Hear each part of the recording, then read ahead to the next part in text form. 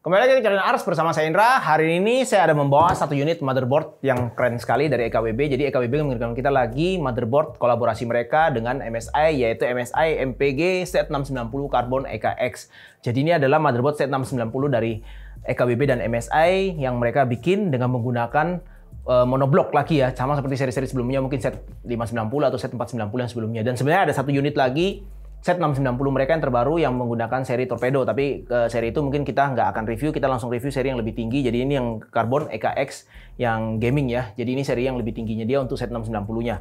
Jadi ini produk yang dikirimkan ke kita adalah tipenya ini, sebentar saya tunjukin aja langsung boxnya. Nah, jadi tampilan boxnya seperti ini, MPG Z690 Carbon EKX. Kita langsung buka aja unboxing dalamnya, kita cek kelengkapannya.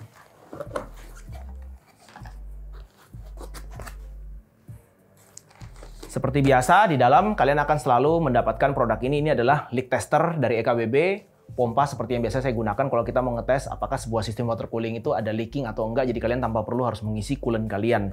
Oke, jadi kalian udah dapetin satu set. Ini lumayan sih harganya, harusnya kurang lebih sekitar 800 ribuan. Ini monobloknya. Seperti ini. Nah, di seri Z690 kali ini, nah ini tampilannya seperti ini ya, sorry, tadi kebalik. Jadi di seri Z690 kali ini bloknya juga cukup spesial dibikin sama EKWB. Jadi dia menggunakan sistem yang namanya itu Matrix 7. Jadi buat kalian mungkin yang masih belum tahu apa Matrix 7 dari EKWB itu, jadi EKWB menciptakan sebuah ekosistem untuk coolingnya mereka. Nanti akan berjalan di seri yang mulai keluar di 2022 ini. Jadi dia menggunakan ekosistem yang namanya Matrix 7. Apa itu Matrix 7? Jadi EKWB itu membuat blok mereka, contohnya seperti ini. Jarak dari satu lubang ini ke lubang yang lain itu akan berjarak kurang lebih 7 mili, kelipatan 7 mili. Jadi 7 mili, 14 mili, dan seterusnya naik ke atas sampai 21 mili dan terus naik ke atas. Jadi ketinggian ini pun juga sama, kelipatannya 7 mili. Jadi nanti kalau kalian masang sistem ini misalnya di board kalian dan kalian mau masang di semua sistem yang menggunakan Matrix 7 dari EKWB, kalian kalau misalnya bingung, jarak pipa ini saya mau bikin supaya lurus, berapa mili sih harus pakai fittingnya, kalian nggak usah bingung, pokoknya kelipatannya 7 mili. Kalau kalian pakai 7 mili kurang tinggi, berarti kalian pakai 14 mili. Kalau masih kurang lagi, kalian pakai 21 mili. Jadi kalian nggak perlu bingung cari fitting yang ukurannya berbeda atau mungkin aneh-aneh. Jadi EKWB membuat sistemnya dia, Matrix 7 itu benar-benar buat kalian yang mempermudah kalian bikin sistem cooling atau water cooling kalian. Nggak usah bingung ya, maksudnya harus nyari fitting extender harus tinggi berapa. Kalau saya mau tambah atau kalian harus pakai lagi beberapa extender tertentu. Jadi kalian tinggal pakai pokoknya kelipatan 7 mili, kalian pasti bisa masang sistemnya. Tapi kalian perlu perhatikan yang disupport itu hanya produk yang memang benar-benar didukung dengan sistem Matrix 7. Contohnya salah satunya board Z690 Carbon EKX yang baru ini sudah menggunakan Matrix 7. Nanti juga ada beberapa blok EKWB yang baru untuk VGA juga sama pakai Matrix 7. Ada juga radiator. Mereka juga bikin nanti beberapa fitting-fitting tambahan yang lain juga sama distroplet itu juga semuanya menggunakan sistem Matrix 7. Oke. Jadi ini sepintas. Dan satu lagi dari blok ini, kalau sebelumnya kalau kalian lihat water block ini kan cukup besar ya ukurannya monobloknya ini ya. Jadi yang di sini itu juga sekarang bisa menutupi slot PCIe yang ada di bagian pertama dari board ini. Jadi dia juga membantu mendinginkan slot M2 NVMe kalian. Jadi kalau yang sebelumnya kan dia hanya menutup di prosesor dan VRM, tapi kali ini yang di Z690 dia menambah lagi untuk bisa menutup juga NVMe kalian yang M2 ya. Oke, kita lanjut ke kelengkapan aksesoris lainnya dulu. Nanti boardnya saya bahas terakhir. Oke, dalam sini sudah ada backplate seperti biasa ini untuk masang monobloknya. Thermal pad juga sudah dikasih lengkap seperti ini. Sudah ada beberapa biji di dalam, beberapa ketebalan berbeda, ya kan? Thermal paste sudah ada lengkap beserta baut-bautnya untuk memasang monobloknya, beserta kunci L-nya.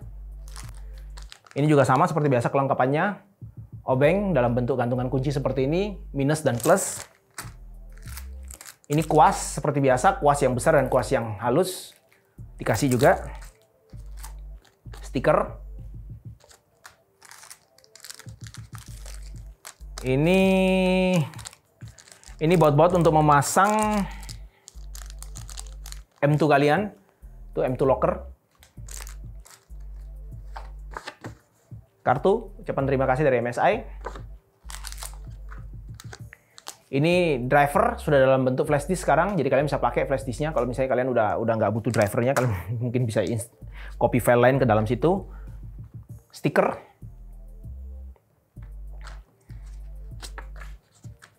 Ini katalog aja dari MSI. Join Reward, MSI, Quick Installation Guide. Ini informasi untuk, ini program dari MSI, jadi kalian bisa ikuti kalau kalian mau ikuti nanti ya. Lagi stiker lagi, ini stiker biasanya untuk kabel-kabel, menandai kabel-kabel kalian. User Guide, jangan lupa dibaca kalau kalian masang, terutama untuk pemasangan monoblok. Seperti biasa saya selalu ingatkan, hati-hati kalau masang monobloknya salah, pasti akan merusak board kalian. Kita lanjut, kelengkapan berikutnya. Ini ada kabel SATA, ada 2 kalian dapat, ini kabel SATA-nya. Seperti ini, satunya lurus-lurus, satunya lurus dan L. Ini kabel extension untuk RGB. Ini 4 pin ya, RGB-nya yang ini ya. Ini untuk yang 3 pin, extension, converter dari yang ini. Biasanya ini apa ya, untuk kabel LED meteran biasanya. Antena, sudah diberikan juga. Dan ini yang terakhir, ini kabel konektor biasanya dipakai untuk ARGB-nya Corsair. Ya, kabelnya jadi kalian bisa convert produk kalian yang Corsair ke dalam motherboard ini dan langsung dikenali, dan kalian bisa setting RGB-nya dengan menggunakan software bawaan dari MSI-nya. Oke, ini kelengkapan untuk motherboard-nya. Sekarang kita kembali bahas ke board-nya. Jadi basis board untuk seri yang MPG Z690 yang Karbon EKX ini dia sama seperti yang karbon yang biasa, cuma bedanya kalau yang EKX ini dia tidak ada cooling di VRM-nya ini karena nanti dia akan jadi satu dengan monoblock yang ada di sini ya. Sedangkan kalau yang biasa itu kan dia ada heatsink coolingnya di sini ya. Oke, jadi saya bahas singkat beberapa feature yang ada di sini. Dia sudah menggunakan DDR5, ada 4 slot seperti ini, seperti biasa. Terus abis itu juga konektor standar, ada kurang lebih 8 konektor untuk fan. Power untuk IPS-nya ada 2, 8 pin. USB 3. Konektor header-nya ada di sini.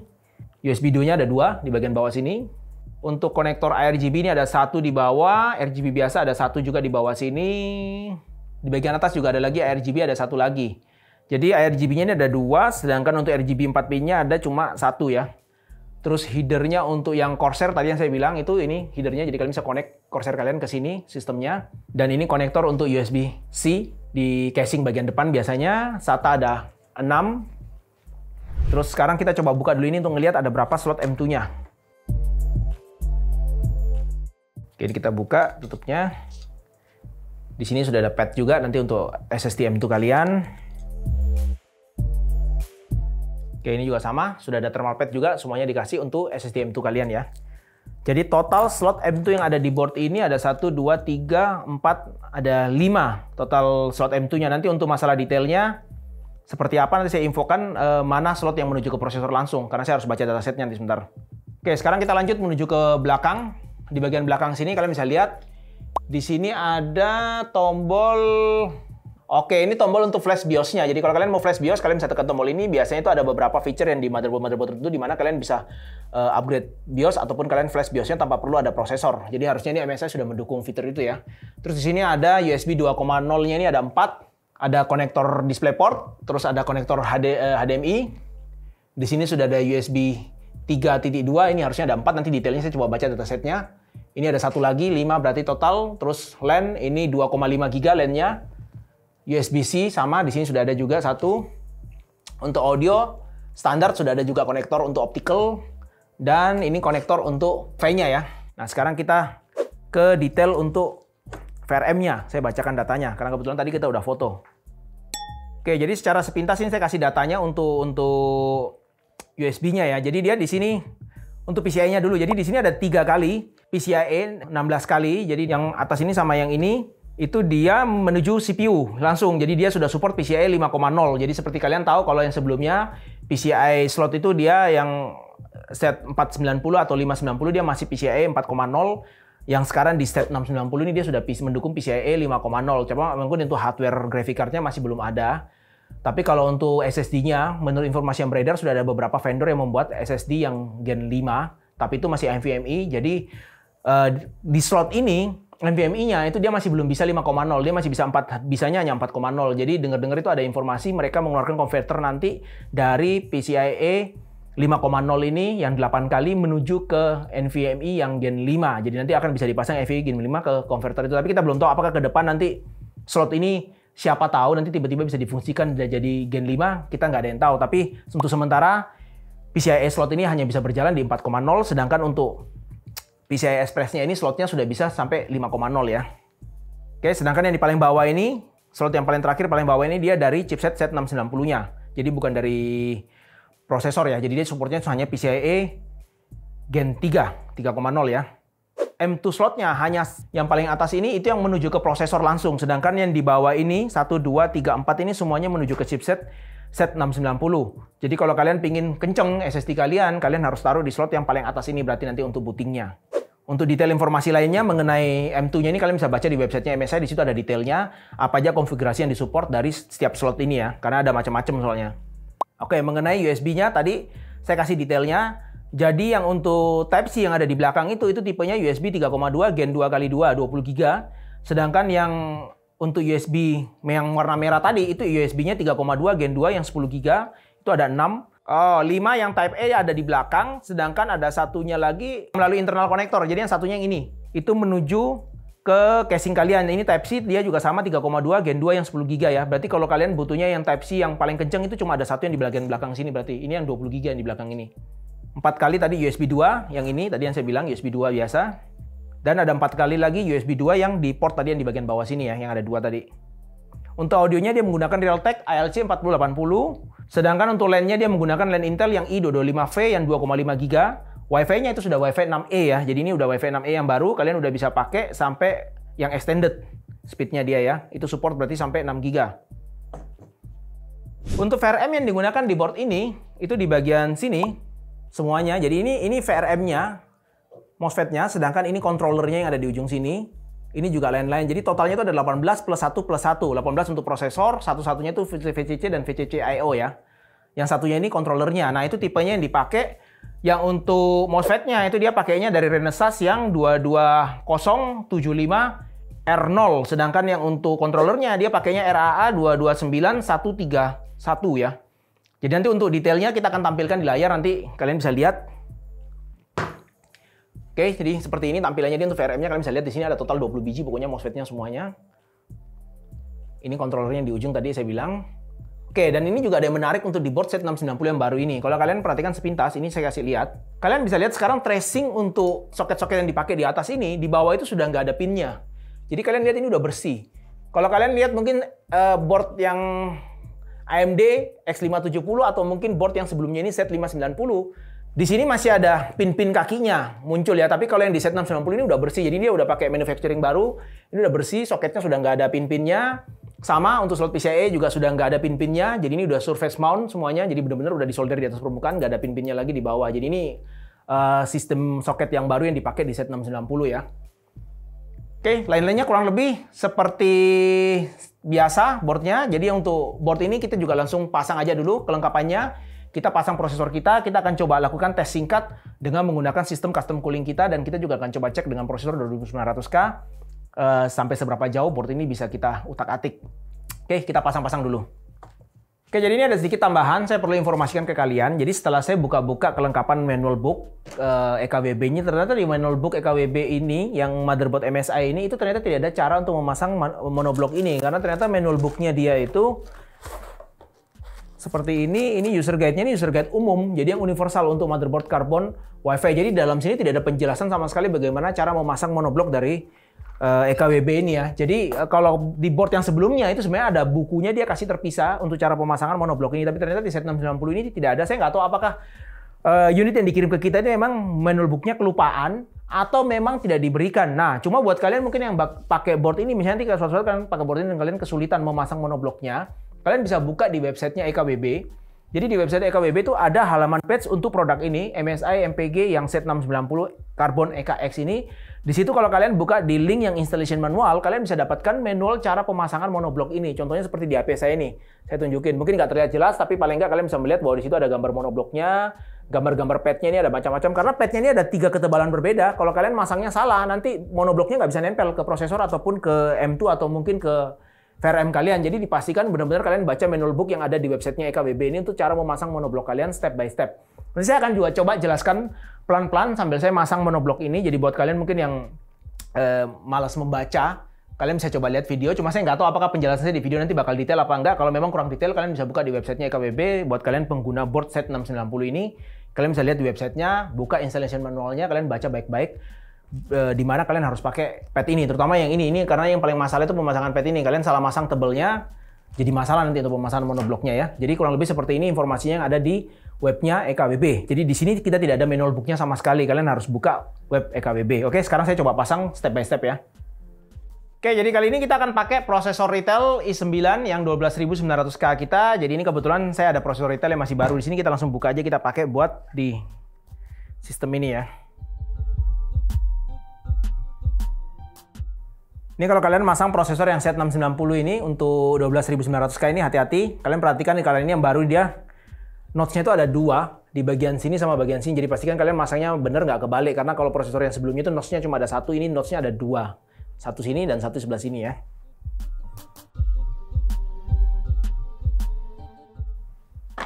Untuk SSD kita pakai ini nanti SSD yang Gen 4 punyanya tim ini, dan kita tidak akan pasang heatsinknya karena kita mau ngetes performa untuk monobloknya dia, karena monobloknya juga nanti akan mendingan SSD. Jadi kita ingin lihat SSD kita jalannya sampai seberapa temperaturnya. Untuk memasang SSD kalian yang M2 ini, kalian bisa lihat di sini. Itu kalau kalian mau masang, kalian nggak perlu setengah mati harus pakai baut untuk kuncinya. Ini di sini dia kuncinya udah tinggal slide aja. Di sini terbuka seperti ini, saya tinggal masukin. Saya pasin posisinya seperti ini, saya tinggal tutup. Ini udah terkunci. SSD-nya udah nggak lepas ya. Jadi jangan lupa nanti juga plastik yang di pad yang di bawah ini dilepas ya. Oke, SSD udah masuk, prosesor udah masuk. Sekarang kita masang untuk monobloknya. Sebelum pasang monobloknya kita harus masang untuk pad ini. Nah ini kalau di manualnya EKBB, itu kalau kalian lihat di HP saya ini ada warna merah, orange, dan biru. Yang biru itu untuk ketebalan 0,75, sedangkan yang orange itu ketebalannya 1 mili, sedangkan yang merah ini ketebalannya 1,5. Jadi di sini sudah ada informasinya. Yang di daerah cok, ini yang bagian sini, nih. Ini kalian harus pakai yang warna biru, berarti ketebalannya 0,75. Sedangkan untuk di daerah VRM yang bagian bawah, depan bawah sini nih, yang kecil-kecil ini, itu kalian harus pakai nanti yang warnanya orange, berarti yang 1 mili. Sedangkan yang 1,5 itu dipakai untuk di SSD. Nah ini, merah ini di bagian sini itu dipakai untuk SSD yang di slot sini. Jadi pastikan kalian nggak kebalik masang padnya, karena kalau kebalik nanti dia nggak akan menempel sempurna, atau kalau nggak nanti dia malah nggak bisa kepasang bloknya ya. Oke, kita potong-potong dulu.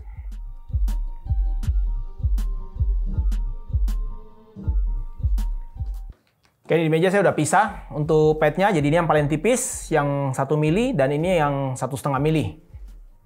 Kita potong dulu yang dari 1,5-nya.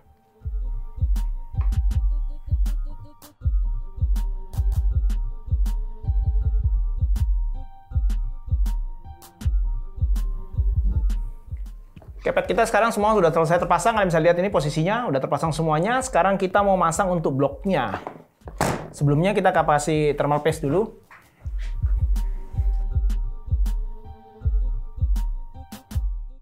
Thermal paste ini sudah ada dari punya Eka, kalian bisa pakai ini. Eka tim yang Ectotherm. Biasanya kita kasihnya silang aja. Jangan lupa kalau kalian balik, kalian tahan bloknya biar nggak copot. Posisinya seperti ini. Bisa kalian lihat ini lubangnya udah pas semuanya. Kita pasang dulu bautnya sementara.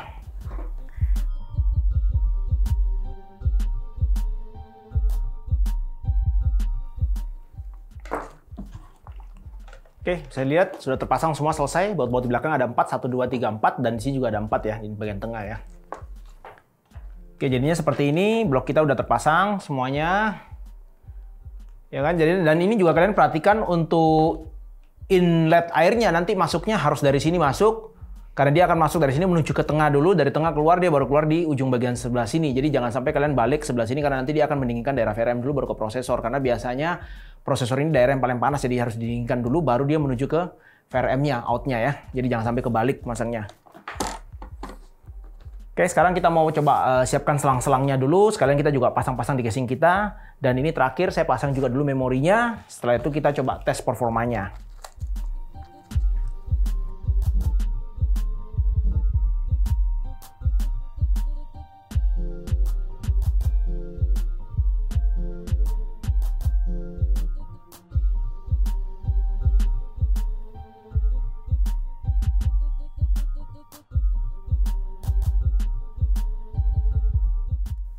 Oke, setelah kita udah terpasang semua, kalian bisa lihat saya udah pakai sistem quick disconnect. Jadi nanti kita tinggal konekin ke sistem water cooling kita yang sudah ada. Tapi sebelum saya pasang quick disconnect-nya, saya harus pasang dulu semua kabel-kabelnya. Kita lengkapi dulu, baru kita pasang untuk water cooling-nya ya. Sekarang saya coba berdirikan casing-nya.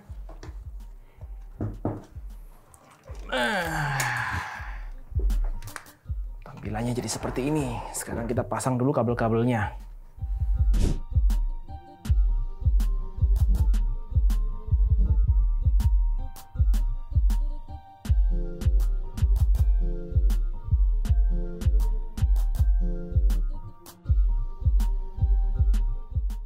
Oke, sudah terpasang semua, kurang lebih seperti ini water cooling kita. Sebentar kita akan coba nyalakan dan kita coba tes performanya secara singkat bagaimana performa dari board ini ya. Oke, jadi kalian bisa lihat ini sekarang PC-nya kita udah selesai setting semua, Windows sudah kita install seluruhnya masuk. Nah, di sini ada Hani, nanti dia akan jelaskan ke kalian lebih detail mengenai tes dari board Z690 ini. Kebetulan dia memang udah ngutak-ngatik selama beberapa minggu terakhir ini, board Z690 dia lebih paham, karena saya terus terang saya belum ngutak-ngatik. Saya hanya ngerjain moddingnya.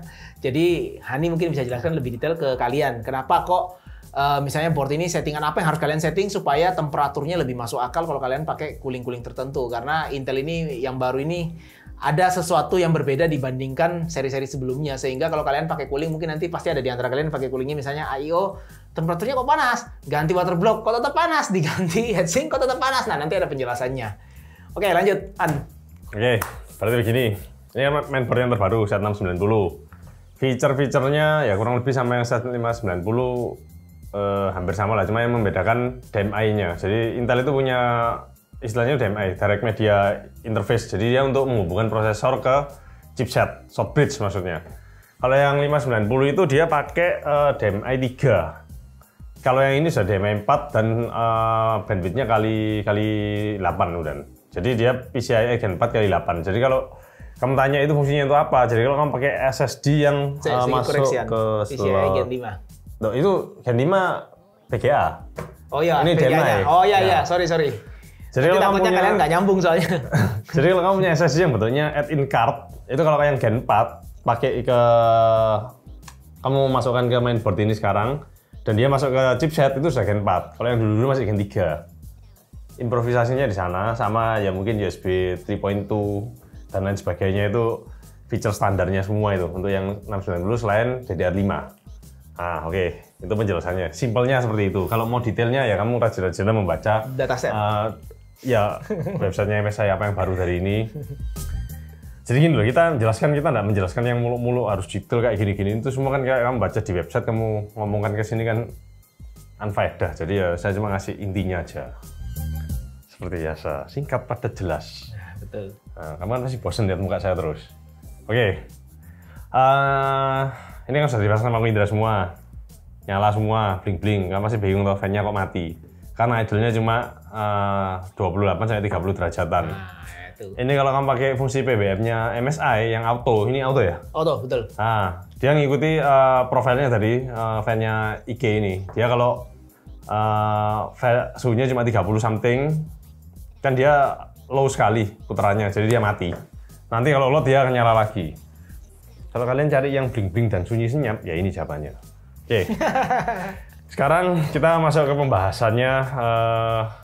Ini dulu ya, cooling dulu ya. Ini saya bahasnya cuma related dengan fungsinya monoblock ini. Kamu pakai monoblock ini apa benefitnya di sini? Saya nggak bahas yang di luar itu. Kayak memori mau jalan berapa itu nanti disimpan untuk sesi-sesi berikutnya. Ya, karena kita memang fokusnya di sini reviewnya board.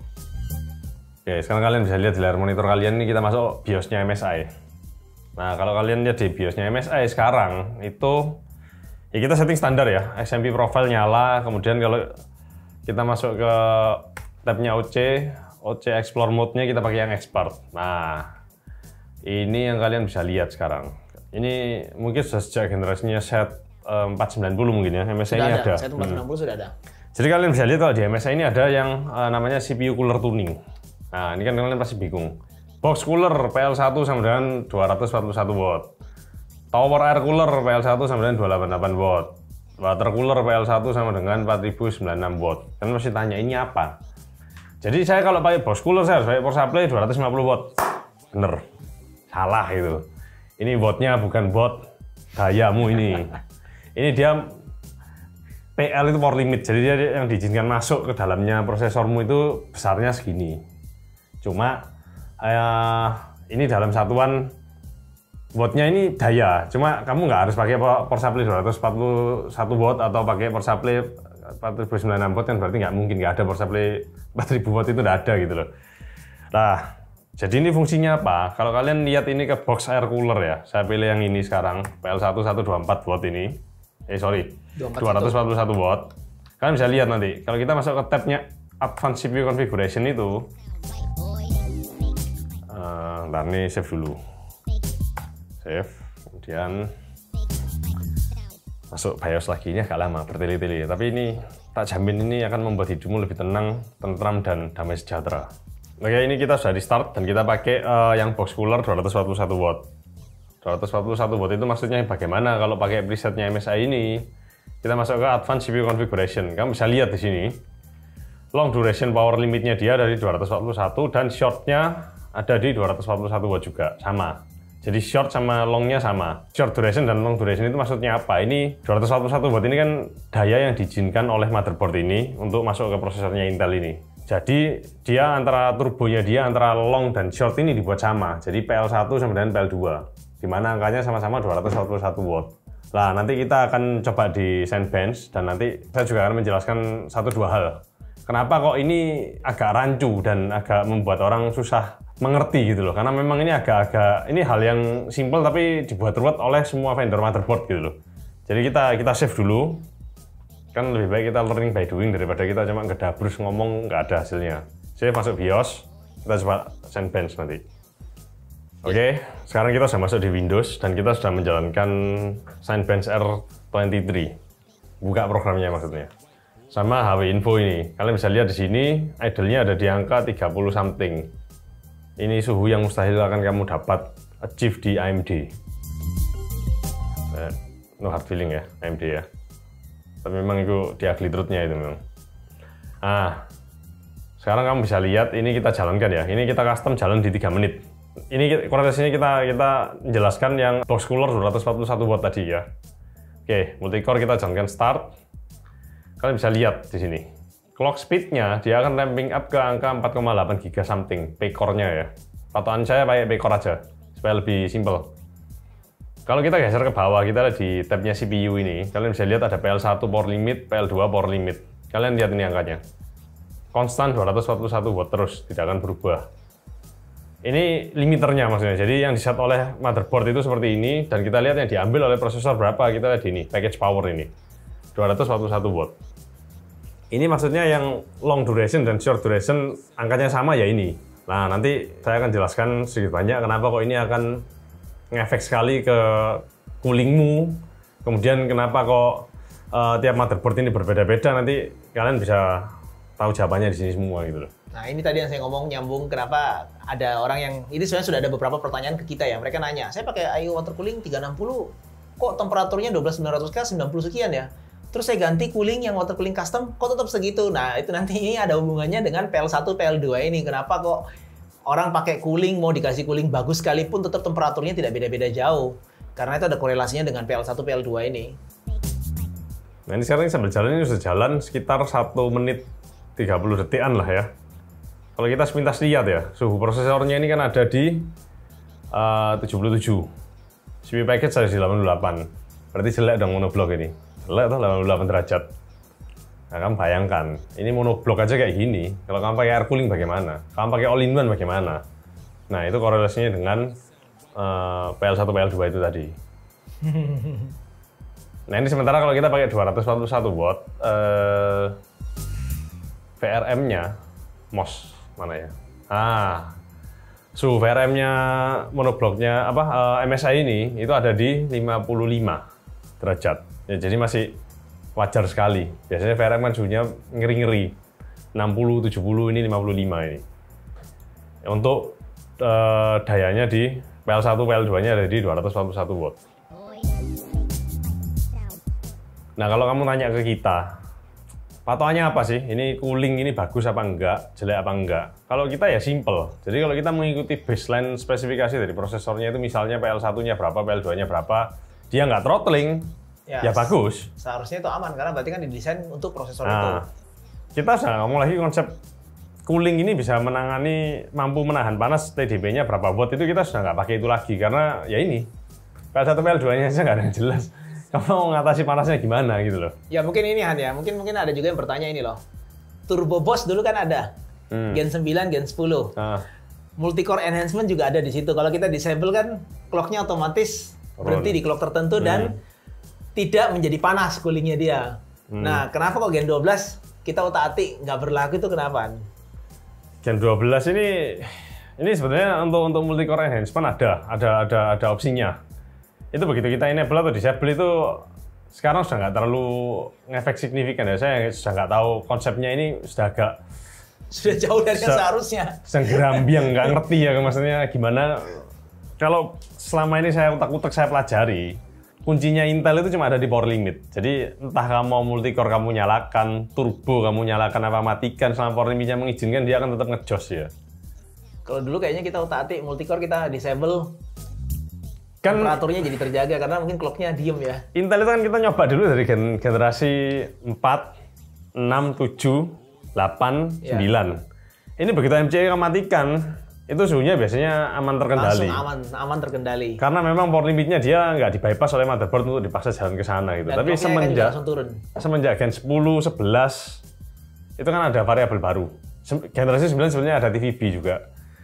Cuma TVB-nya Gen 9 itu tidak seagresif Gen 10 sama 11. Setelah ada TVB dan ABT, itu konsepnya multi-core turbo itu sudah membingungkan semua gitu. Karena apapun variabel yang kita set itu hasilnya nggak pernah bisa correlated dengan apa yang diomongkan sama Intel di data sheet-nya dia gitu loh. Itu makanya kan banyak orang nanya kan selama ini, kok di Gen 9, Gen 10 ya, Gen 10, Gen 11 kok panas sekali prosesornya. Apalagi terakhir itu Gen 12 ini keluar, ini tambah banyak lagi yang nanya. Kenapa kok dikasih cooling apapun, i9 ini panas sekali? Ya ini karena PL1, PL2 ini jadi masalah. Karena setiap board kayaknya berbeda-bedaan ya. Jadi setiap board mungkin fungsinya harusnya sama, cuma namanya itu beda-beda. Itu yang membuat kita bingung itu sebenarnya penamaannya. Dan satu lagi mungkin nggak ini, defaultnya. Dia nggak ikuti defaultnya Intel, itu yang jadi masalah besar mungkin ya. Kamu kalau pakai kayak MSI tadi, kan by default dia kan pakai box cooler yang 241 watt. Nah, itu by default dia akan jalan seperti itu. Kamu kalau pakai motherboard seri set 990 itu dia kan memang mengizinkan untuk kamu mengeset PL1, PL2-nya itu open. Begitu pula dengan prosesor. Sebetulnya prosesor itu kuncinya ada di prosesor sih. Kalau berdasarkan statementnya Intel kan kalau yang K-SKU kayak 12900K itu power limitnya dia di open. Kalau yang non-K, power limitnya dia akan harus mengikuti PL1, PL2-nya ada di berapa. Tapi kamu coba beli 12.400, 12.500, 12.900, atau 12.700 i7. Kamu tancapkan aja ke seri set ini. PL1, PL2-nya jalan. Sama kayak ini, nggak ada bedanya. Jadi by default performa prosesor itu akan sudah di overclock dari defaultnya dia. Dari open spec-nya Intel itu. Ya open box sudah langsung jalan seperti itu ya. Karena pengaruh motherboard juga ya. Sama kayak B660 juga sama. Makanya kan beberapa waktu yang lalu B660 itu semua pada keluar reviewnya mengedepankan kalau ini itu. Akhirnya B660 itu kan PL1, PL2-nya sama juga di open. Nah makanya sekarang kita kalau mau ngetes cooling ini ya serba susah juga. Karena tiap motherboard ada yang ikut caranya Intel, ada yang mokong nggak ikut caranya Intel. Ya kita nggak tahu sampai kita lihat BIOS-nya itu. Nah masalahnya gini, makanya kamu kalau cari review cooling, carilah reviewer yang kompeten. Contohnya kayak saya, terus Alfa Jonathan itu kompeten. Yang lainnya, saya nggak bilang nggak kompeten loh ya. Cuma kamu harus lihat, dia mengerti nggak konsepnya seperti ini. Nah kalau semua kamu geradak jalan 241 watt ya nggak ada cooling yang kuat, yang mampu menangani itu nggak akan ada yang bisa gitu loh. Ini baru 241 karena kamu setting box. By default itu nggak ada box loh settingannya MSI Pertanyaannya ada gini, berapa banyak dari kalian yang mengerti hal-hal seperti ini? Dan berapa banyak dari kalian yang beli komputer pasang langsung jalan seperti ini? Nah kalau kalian pasang jalan langsung seperti ini jalan 241 watt. Enggak, ini defaultnya itu open water cooling. Defaultnya open? Defaultnya water cooling. Oh karena ini kan EKA. Ya kita nggak tahu loh di board lain seperti apa. Makanya gimana? kan kita nggak tahu. Jadi di board ini itu by default kalau kalian misalnya reset BIOS-nya dan kalian jalankan, by default itu settingannya bukan box prosesor seperti tadi Hani setting itu. by defaultnya dia itu water cooler dan itu PL limitnya 4096 watt. Jadi kalian bayangin itu alias tidak ada limitnya. Di open, jadi sakuat-kuatnya coolingmu, sakuat-kuatnya motherboardmu, dan sakuat-kuatnya prosesormu jalan. Jadi VRM motherboardmu kuat nyuplai berapa, prosesormu bindingnya sebagus apa, coolingmu mampu mendingan seperti apa, dia akan jalan. Nah, itulah akibatnya mungkin kalau kita running default, misalnya nanti sebentar Hani mungkin bisa tunjukin sebentar kalau dia running default dengan setting defaultnya water cooler, kalian bisa lihat nanti temperaturnya merah semua di situ. Kalian kan lihat loh ini kan sudah 241 watt yang box cooler tadi. Nah, sekarang ini kalian dari monitor kalian tak bukakan datasheet-nya Intel. Nah, ini wis. Jelas ini. Kamu lihat ini, prosesor base power 125 watt. Maksimum turbo power 241 watt. Berarti ini maksudnya apa? Base power ini berarti yang long duration tadi, 125 watt. Maksimum turbo power itu yang short duration tadi, yang 241 watt. Dulu kalau dulu Intel itu nulis di sini. Base powernya PL1 berapa, PL2 berapa, terus ada yang namanya tau. Tau itu interval waktu yang diizinkan untuk kamu jalan ke maksimum turbo power itu. Ya. Nah, jadi kalau kita mau ngikuti speknya Intel, ya kita set di BIOS-nya itu seperti ini, 125 dan 241. Ya, kalau ini baru bener, semua cooling bisa menjinakkan ini, karena 125 watt. Tapi kayaknya hari ini sudah nggak ada nyeting seperti itu kan kayaknya. Begitu dia beli komputer, pasang prosesor, pasang memori, langsung jalan, BIOS reset default. Ya ketemunya tadi itu 4096 watt itu. Nah ya, masalahnya kan nggak ada kayak gitu, jadi ya agak susah juga gitu loh. Nah kalian sudah lihat ini ya, 125 dan 241 ya. Oke. Terus skornya dia kan ada di 27.000. Tadi kita sudah nyoba sih, kita sudah nyoba offline semua power limit itu kita coba, single core-nya nggak terlalu kelihatan beda. Yang beda memang di multi core-nya. Ini 27.000 yang 241 watt tadi. Suhunya itu suhunya mungkin tunjukin dulu ya. Package tadi maksimum ada di 91 ya. Maksimum ada di 91 ya, mungkin average kalau selama jalan tadi mungkin 80 something lah, karena ini terus sudah jalan idle jadi average-nya turun ini. Oke, sekarang kita rubah ke 288 ya. Ya kembali ke ini yang lebih tinggi. 27.000 tadi ya. 27.000. Sekarang kita pakai profilnya yang box tower cooler. 288 watt. 288 watt. Oke. Itu PL1, PL2-nya sama. Dua-duanya juga tetap masih 288. Start ya. Oke, ini tak reset dulu. Start, kalian lihat di layar monitor kalian. Core-nya dia, clock-nya ada di 4,9-an. Nah, 288 nih, lihat merah-merah semua, 100. Ini langsung nggak pakai lama, kalian lihat itu langsung naik. Nah, kemudian package power-nya kalian lihat ini, 288 kan. PL1, PL2 kan sama, 288 juga. Nah, istimewanya Alder Lake ini, yang Gen 12 ini, saya belum ngutek-ngutek yang i9 ya, tapi yang kemarin i5, saya sempat nyoba-nyoba itu. Meskipun dia sudah panas kayak gini, dia nggak throttling loh ini, 4,9 ini. Kalau dia throttling, dia harusnya turun ke base clock-nya dia yang 3, berapa giga sekian itu. Tapi ini P-core-nya nggak turun sama sekali.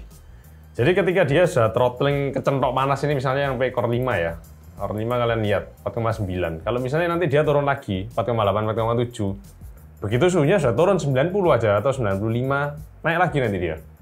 Ini kayak ngegas terus nggak mau berhenti. Pokoknya full gas, nggak ada ceritanya turun. Ya kan ceritanya kan supaya kita menang dari AMD, whatever it take. Whatever it take. Nah ini makanya ini kalau tes seperti ini makanya kenapa ada beberapa di antara kalian yang nanya kok temperaturnya panas sekali. Ini baru 288. Jadi yang tadi saya bilang by default itu dia bukanya 4096 watt. Ini baru 288 aja bisa segini temperaturnya semua. Jadi kalau kalian pakai coolingnya misalnya asal-asalan di i9 ini, ya kalian pasti bakal sering-sering lihat temperaturnya itu merah-merah semua seperti itu. Ya terus kalau kayak gitu kalian bilang ini coolingnya jelek. Nanti ini misalnya ya contoh ya, ini misalnya saya ganti radiator mungkin yang 560 ukurannya. Saya feeling tidak akan jauh-jauh dari angka itu temperaturnya kalau ini di open 4096. Memperlambat. Nah, hanya memperlambat saja. Jadi apa ya, ini konsepnya yang harus diperjelas di prosesor Gen 12 Intel itu ya masalah PL1, PL2 ini. Ini kalau kalian nggak ngerti sama sekali dan kalian buka limitnya, kalian open, ya kalian akan kaget ngelihat temperaturnya. Akan sangat-sangat gila-gilaan 90 ke atas semua nanti temperaturnya.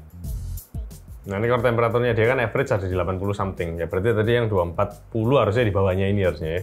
Ya harusnya kurang lebih ya. Itu kan soalnya nanti, kalau kalian lihat maksimum mungkin ini ya, karena peaking di beberapa core tertentu ya. Nanti terakhir kita akan ngasih kalian pengujian kalau ini kita loss semua. Jadi pakai yang 4096 watt, SSD-nya pun ini kan monoblock jadi satu sama SSD. SSD-nya kita tes juga. Jadi semua dites semua. Jadi tahu sekuat apa ini monoblocknya ini. Ini average core clock-nya dia ada di, kalau P-core-nya ada di average ada di 4,8-an lah ya. Tadi kan skornya 27.000 yang 241. Nah ini yang 288 nggak tahu berapa ya, naik dikit-dikit lah. Kurang berapa lama ini? Oh, kurang dikit. Ya udah, kita lihat. Satu loop lagi selesai. Ini MOSFET-nya ketika 288, VRM-nya dia ada di 59, naik 4 derajat. Ya agak jauh lah, masih kurang lebih lah. Tapi ini karena monoblock lah ya, kalau kamu pakai yang cooling bawahnya dia yang aluminium itu ya di atasnya itu. Yang heatsink itu ya. Nah, 27.500, naik 500 poin. Oke, ini yang PL1 PL2-nya 288 power. Sekarang kita naik yang sekarang di unlock ke default-nya dia. Water cooler, sesuai dengan apa harkat dan martabatnya motherboard ini. Ya. Oke, sekarang kita mencoba profil yang terakhir, water cooler, 4096 watt. Ini yang tadi saya bilang default-nya ya, jadi kalau kalian reset board-nya ya ini yang kalian dapat settingannya. Oke, ini jalan, start. Kalian bisa lihat core clock-nya dia ada di 4,9-an. Nggak pakai lama, langsung merah semua rapotnya. 100, 100, 100, ini telur mateng, bos. Core thermal throttling, yes. Yes. Nah, kalian bisa lihat ini. PL1, PL2-nya kalian lihat di layar monitor kalian kan 4096 watt. Ya itu alias nggak ada limitnya udah itu. Tapi kan prosesornya mintanya cuma 292 watt. Nah itu. Ini bukan motherboardnya nggak mampu ini loh ya, nggak mampu menyuplai dayanya lebih tinggi daripada ini loh ya. Tapi prosesornya mintanya cuma segini. Jadi ya ini pun minta segini ya sudah throttling semua ya. Harusnya korelasinya dengan cooling juga mungkin ya. Monoblocknya dia kemungkinan besar juga. Kalau dari kita lihat dari hasilnya seperti itu, kemungkinan memang monoblocknya dia sanggupnya ya sampai itu 200 berapa itu? 290-an ya? Ya. Kurang lebih 290-an. Jadi kalau kalian lihat tadi box cooler itu ada tulisannya 288. Ya, selama kita ngetes cooling sih. 241. Enggak, kalau pakai yang, oh ya 241 ya kalau box cooler ya.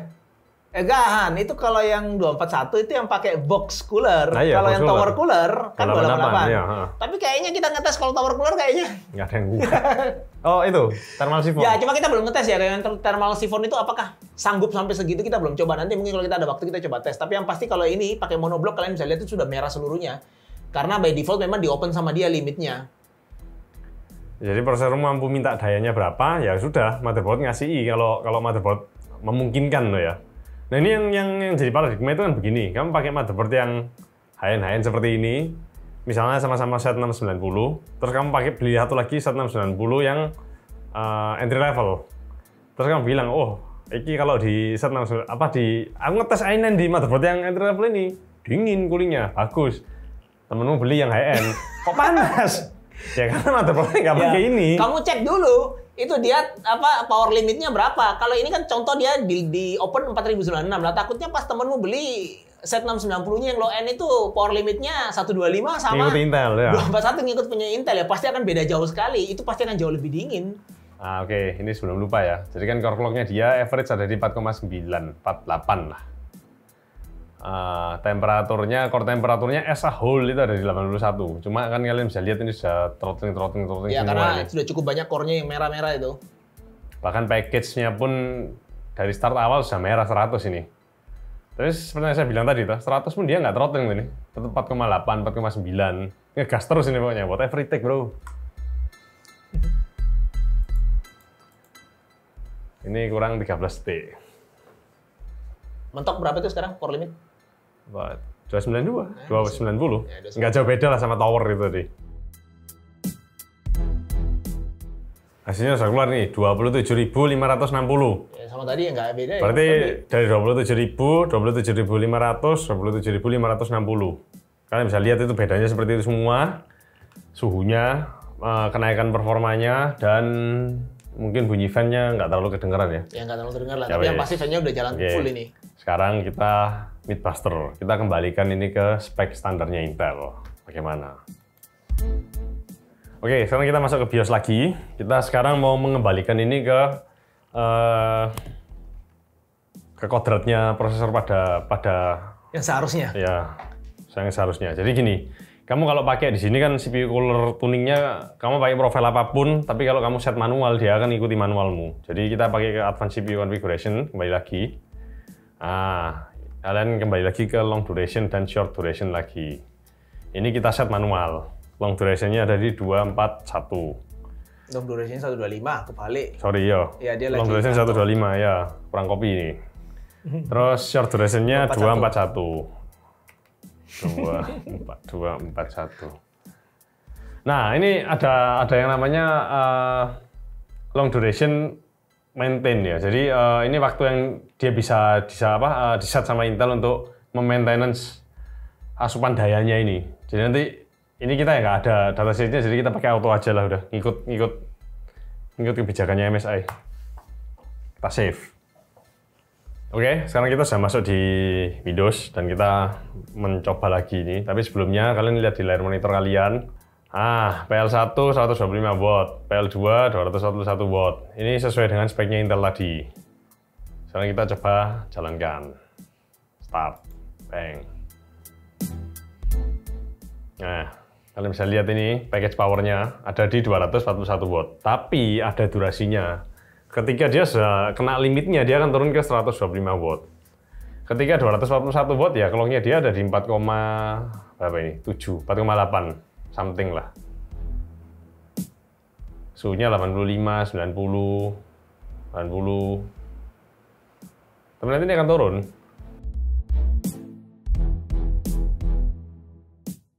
Nah, 125 watt. Ini yang harusnya jalan di Intel, harusnya.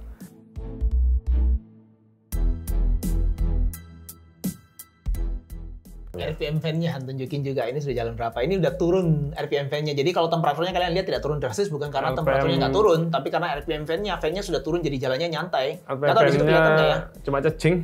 Nah, itu udah turun jauh sekali. By default ini fan ini 2200 RPM-nya. Suhunya 56, 55, 57. Bagus, monoblok bagus, Bos. Nah, itulah. Jadi, inilah sebenarnya yang menjawab pertanyaan kalian, kenapa kalau kalian pakai cooling terutama di prosesor yang i9 2900K ini, misalnya kalian pakai cooling tower, ada yang komplain, sudah pakai cooling tower kok panas, pakai I/O lagi tetap masih panas. Sekarang kita tunjukin kalian pakai monoblok seperti ini pun juga tetap panas ya, karena PL1 PL2 ini jadi masalah. Selama dia berjalan dengan defaultnya Intel, ya dia akan dingin. Nah, ini kalau kalian misalnya mau compare, sebenarnya mungkin yang fair itu seperti ini ya, kita ngomong ya. Dengan default setting yang ada, baru kita bisa ngomong. Iya, kalau fair nggak fair itu ya susah. Kita mau fair, yang lainnya nggak fair ya, kita salah. Ya. Seperti itulah gambarannya. Jadi kalau kalian lihat ada yang tes cooling, misalnya kalau ngetes nanti 12900K ini, kalian harus tahu. Dari satu board ke satu board lain, atau mungkin dari satu tester ke satu tester lain, mereka ngetes coolingnya. Kalian harus tahu. Dia nyetingnya gimana. Kalau misalnya contoh tadi dia nyetingnya di open 4096 watt, ya kalian pasang cooling apapun di situ, ya semua akan terlihat jelek. Karena pada dasarnya coolingnya akan dipakai resource-nya sebisa mungkin sama board ini dan prosesor, sampai dia mencapai clock yang ditujuan ya, bener ya, yang dia mau ya, 5,2, 5,3 dia harusnya, kurang lebih segitu ya.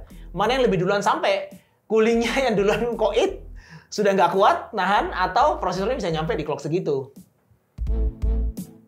Ya, 60 derajat sekian, ya kalau tanya dingin nggak dingin, ya dingin. Ya ini aman ya. Nah, kalau kalian tanya bijaksananya bagaimana, pakai i9 atau i5, i7 ini supaya dia aman, ya kamu mainlah power limitnya itu, kamu kira-kira. Bisa coolingmu mampu menangani sampai seberapa. Kalau kamu pakai yang bawaannya Intel gini kan hina-dina ini udah diinjak-injak kamu. Ya, dibully kalian juga bisa lihat nanti. Foto kamu dibully kamu di Facebook gitu. Wah, habis kamu. Nanti kalian juga bisa lihat skornya bedanya berapa jauh. Jadi sebenarnya kalau menurut saya pribadi sih, sebenarnya tadi saya udah ngomong sama Hani, sebenarnya bagi kita pribadi sih kita pakai defaultnya Intel ya oke aja, karena bedanya juga.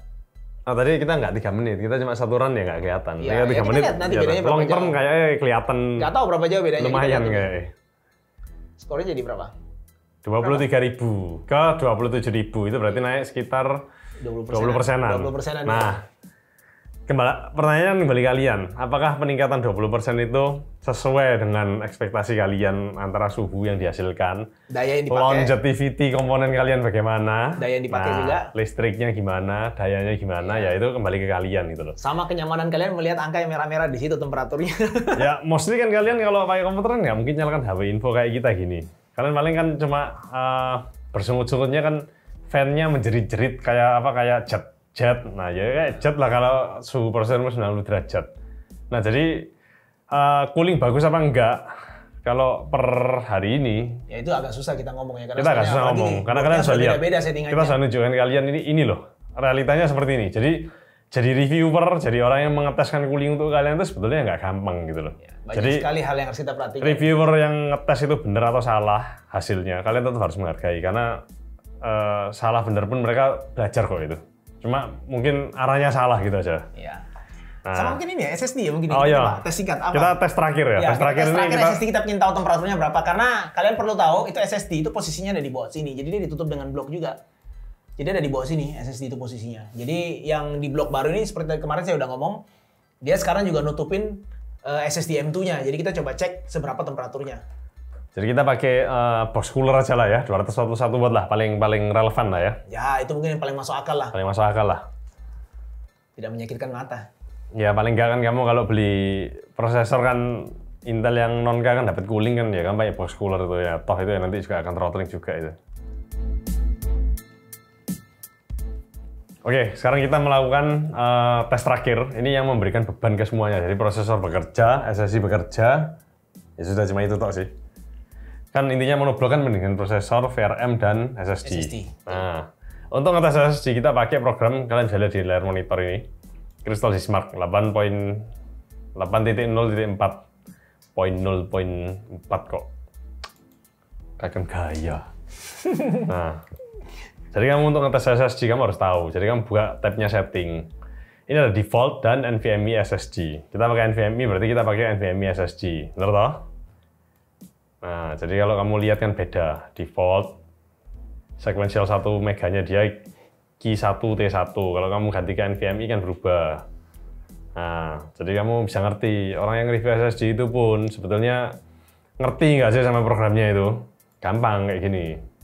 Karena kita mau memberikan beban yang paling berat buat SSD-nya, kita ngerubah tes datanya dia. Dari data yang kompresibel jadi incompressible. Ini yang paling berat untuk controller SSD-mu. Kemudian tes datanya kita pakai 64 GB. 9 kali. Paling nggak ini sudah paling berat sekali dan jarang lah ini terjadi di SSD-mu.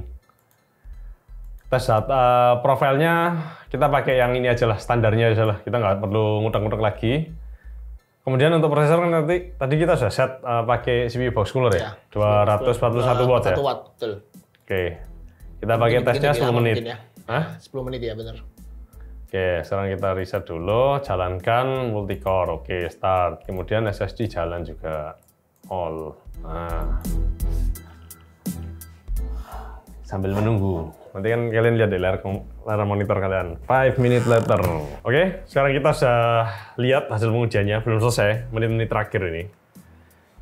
Jadi kalian bisa lihat, suhunya dari SSD-nya ini, T-Force yang ini, cuma 36 derajat. Tetap tenang. Adem ayem tanpa throttling. Kalau kamu nggak percaya ini sepanas apa, paling gampang gini. Kamu nggak sampai monoblok pakai heatsink bawaannya. Terus pegang pakai tangan. Kamu tes pakai tes yang kita coba ini, terus tanganmu template ke heatsinknya itu, kuat-kuatan. Ini tim Gen 4 ya. Ya. Serinya berapa ya? Nih, Cardea A440. Jadi nanti kamu tes kalau punya ini di rumah. Kamu jalankan, nggak usah pakai heatsink, kamu pegang pakai jari di situ. Ya, kira-kira panas kuat apa enggak kamu? Kalau kamu kuat, berarti you have super power, man. Nah, oke. Kemudian ini suhunya VRM-nya motherboard ada di 56. CPU kalau kita pakai sensornya MSI itu ada di angka 84. Ini berjalan ya. Jadi kan ini saya ngomong dulu karena ini kan sudah akumulasi panas ditambahi dari panasnya SSD ini. Kan ini SSD sudah selesai tesnya. Fan-nya ada di 2200 ya. Maksimum berarti udah. Seperti tadi saya udah bilang maksimumnya kan 2200. Nah, suhunya prosesornya kan ada di angka 70 something lah. Under 80 semua ini. Ini 241 watt ya tadi ya. Ya, berarti harusnya ini yang paling masuk akal lah ya. Core clock-nya ada di 4,8-an. Ini bentar lagi selesai, kurang 1,5 menit. Sambil nunggu ini selesai kita ngobrol-ngobrol dulu ya toh. Jadi kalau kamu tanya ke saya, kira-kira... Ya kesimpulan lah mengenai board ini gimana juga sekalian. Lah kalau kesimpulannya gini, ini board yang menarik. Karena menarik itu dalam tanda kutip ini untuk orang-orang yang memang punya uang lebih dan mau bikin custom cooling. Kenapa kok harus punya uang lebih? Karena gini loh. Kalau kamu ganti SSD-nya, kamu harus ngelepas blok ini, ya toh. Jadi kenapa harus punya uang lebih? SSD kan pakai 250 GB, nanggung kan. Besok upgrade lagi 500 GB, kurang lagi 1 tera. Loh kenapa nggak ada sekali 1 tera? Ya uangnya kurang, jangan beli ini. Repot kamu nanti. Kalau kamu udah banyak, ya udah pakai ini, SSD beli 2 tera atau 4 tera sekalian, jeglek, pasang, selesai. Custom loop itu memang cantik, bagus, penampilan bagus, performa bagus, cuma jeleknya kalau kamu disuruh bongkar ini. Selain kecuali pakai selangan. Kalau kayak aku gini, pakai apa? Quick disconnect. Ini kemarin saya udah bongkar berapa kali headsink-nya karena mau ngetes beberapa ngetes dan ngutak-ngatik board ini, itu tinggal copot sih. Sebenarnya cabut lepas beres. Tapi kalau kalian pakai hard tubing, nah ya itu. Meskipun kan pakai quick disconnect pun kalau dalam casing tetap nggak oke karena kan harus ya, bongkar motherboard-nya. Ya. Nah, jadi kalau kamu berlebihan kamu pakai ini oke. Tapi kalau kamu nanggung, ya kecuali kamu nggak pakai slot SSD yang di mana masuk ke lane-nya CPU ya terserah lane gitu di bawah pokoknya masuk ke chipset semua. Tapi kalau kamu pengguna yang punya uang lebih dan suka membuat ini sekali jalan selesai, saya nggak bolak-balik, ini cocok buat kamu. Karena performa dapat, suhu dapat, penampilan dapat, ya secara fungsi dan esensinya kamu dapat semua gitu loh. Nah oke, ini tesnya sudah selesai semua. Ya kalian bisa lihat di layar monitor kalian, suhunya ya segini-segini aja, nggak throttling kalau dia 241 watt tadi.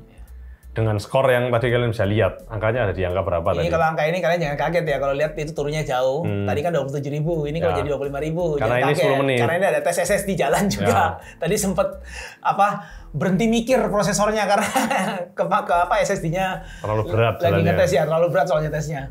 Nah, jadi kalau kalian tanya, kalian tadi sudah lihat selama 3 menit naik skornya itu berapa? Dari 241, 298, 4096, dan defaultnya Intel. Mana switch shot-nya untuk kalian, ya kalian tinggal milih-milih sendiri, mana yang cocok. Cuma ya begini. Menurut kita mungkin ini yang paling cocok ya, 241 ya, kayaknya. Kalau buat kita yang paling cocok ya 241 ini udah. Karena ini tidak akan merusak prosesormu untuk jangka panjang dan temperatur aman. Fan-nya yang nggak terlalu berisik ya, meskipun ini 2200 ya pasti jalan full. Tapi setidaknya kan pakai komputer itu peace in mind gitu loh, kamu nggak kepikiran gitu loh. Kamu kalau pakai komputer suhunya 100 derajat di sebelahmu gitu kan, meskipun kamu nggak kerasa kan, yang paling tragis itu kan begini, yang paling tidak menyenangkan itu suhunya 100 derajat kamu nggak sadar, kan di dalam casing kan kamu nggak akan merasakan panasnya, tapi tiba-tiba kamu main game ini ya, keluar asapnya gitu ya. Nggak worth it itu kalau buat saya sih nggak worth it, karena saya benar orang kaya jadi ya ini mahal pak. Mau beli ini nabung. Oh iya, sekalian harganya mahal kan? Ini kalau harganya di web EK itu kurang lebih sekitar 630 US. Jadi kalau kalian translate ke rupiah itu kurang lebih sekitar 9 jutaan harga boardnya. Tapi saya nggak tahu ini board ini kan, saya nggak tahu apakah ini board ini sudah masuk Indonesia apa belum. Karena ini memang board kita dikirim dari EKBB untuk kita. Cuma kalaupun masuk Indonesia harusnya tidak akan jauh-jauh dari angka itu. Tapi kalau officialnya resminya di web EK itu kurang lebih sekitar 9 juta rupiah harganya. Jadi ya mahal, lumayan mahal. Tapi dengan berbagai fitur yang ada, kalau kalian potong dengan monobloknya, ya monoblok paling nggak juga harganya sudah sekitar 3 jutaan kurang lebih. Jadi ya tinggal tergantung kalian sih ya pertimbangannya. Kalau untuk ini ditambah dengan ini ada leak tester kemarin 800 ribuan, berarti kurang lebih sudah hilang sekitar 4 jutaan harganya. Kurang lebih. 9 dikurangi 4. Ya kurang lebih 5 jutaan berarti boardnya kan. Ya kurang lebih ya, sama seperti boardnya. Kalau kalian beli yang versi ini 5 juta nggak terlalu mahal lah. Tapi begitu kamu lihat harga prosesornya enak ya sakit jadinya. Ya. Terus SSD-nya belum memorinya. Ya. Sakit lah. Ya kan kembali lagi makanya kan paling nggak harus siap dana kalau untuk pakai ini. Jadi monoblok ini kalau buat kita fungsinya dapat semua. SSD-mu nggak throttling, prosesormu aman, VRM aman. Ya. Penampilannya tambah bling-bling. Cantik. Ya bling-blingnya saya nggak terlalu doyan ya, cuma lebih oke lah. Ini sudah ada ini bonus flow meter. Ada flow meter. Itu flow meter ada fungsinya. Jadi kalian tahu itu cooling-nya gerak apa enggak, itu flow meternya muter. Pompamu jalan apa enggak itu kamu tahu dari sana nanti. Nah, oke. Jadi kesimpulannya dari saya sementara itu aja. Ya, kurang lebih seperti itulah. Jadi dari saya pribadi kemarin saya udah tunjukkan kalian juga apa yang ada di board ini, fitur-fitur yang ada di sini dan segala kelengkapannya. Ini kembali lagi ke kalian. Kalau memang kalian memang basicnya memang mau build custom cooling, kalau saran saya ya kalian carilah board yang memang sudah ada water blocknya seperti ini. Kalian tinggal pasang, nggak perlu repot ya. Tapi kalau misalnya memang mau bikin dari nol, mungkin mau beli motherboard biasa pakai water block, ya silakan juga. Cuma kan sudah ada disediakan kan. Ini konten mau keluar tanggal berapa? Nggak tahu. misalnya kamu terima konten ini sekarang tanggal 20. Kita syuting tanggal 20. Misalnya kamu baca konten ini nanti keluar misalnya 3 hari kemudian, 23 atau 24. Kan ini masih santer nih di Facebook ini. Saya kan pengguna sosial medianya Facebook toh. Kamu tahu coolingnya Gen 4 yang baru, yang sampai tinggi-tinggi ada fan blowernya itu. Kan nggak lucu kalau kamu pakai SSD cooling blowernya separuhnya VGA. Aneh toh, meskipun kelihatan sangar tapi kan aneh. Tapi kalau buat saya itu suatu kebodohan gitu loh. Buat cooling segitu tingginya buat apa? Kan lebih baik monoblock ini. Simple, secara estetika bagus, tidak mengganggu apa-apa. Ini monoblock yang di luar dugaan ada fungsi tambahan untuk SSD-nya. Ya, selama ini kan nggak pernah ada. Kita tidak expect sebelumnya. Jadi pas waktu kita terima board ini kita juga lihat loh, ternyata SSD-nya sekarang sudah ada cooling tambahan. Jadi kita nggak perlu lagi nambah cooling terpisah lagi untuk SSD-nya. Nah, oke. Peran saya sudah selesai sampai sini. Saya kembalikan ke lakonnya. Bye-bye. Sekian video review dari produk MSI MPG Z690 Carbon EKX ini. Buat kalian yang masih punya pertanyaan seputar board MSI ataupun kalian masih punya pertanyaan sekitar produk dari EKBB ini, kalian bisa bertanya di kolom komen, kita akan coba jawab sebisa kita. Dan buat kalian mungkin yang suka dengan video kali ini, kalian jangan lupa like, share, dan subscribe channel kita. Kalian juga bisa kunjungi website kita di arts.co.id untuk membaca artikel-artikel kita, dan kalian juga bisa follow Instagram dan TikTok kita di Arts ID Media. Saya Indra, sampai ketemu di video berikutnya.